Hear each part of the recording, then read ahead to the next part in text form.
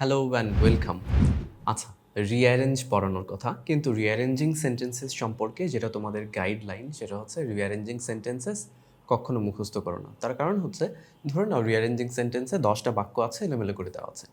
তুমি কোনো বই থেকে, অর্থাৎ আমি যে নোটটা দিচ্ছি সেখান থেকে মুখস্থ করলাম, পরীক্ষাতে এইটাই আসলো, কিন্তু ওই অর্ডারে তো আসবে না। অর্থাৎ এখানে যদি ৩ নাম্বার থাকে, পরীক্ষাতেও ৩ নাম্বার থাকবে, তাও না।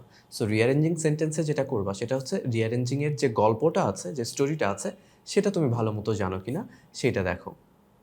আর সেটা দেখার জন্য, প্র্যাকটিস করারও প্রয়োজন নাই। শুধু মেক শিওর যে তুমি বাক্যগুলোর অর্থ বুঝছো কিনা এবং গল্পটা জানো কিনা। গল্প না জানলে জাস্ট গল্পটা জেনে নাও, কারণ একই কথা ভিন্ন সেন্টেন্সে আসতে পারে, আবার একই সেন্টেন্স আসলেও ভিন্ন অর্ডারে আসবে।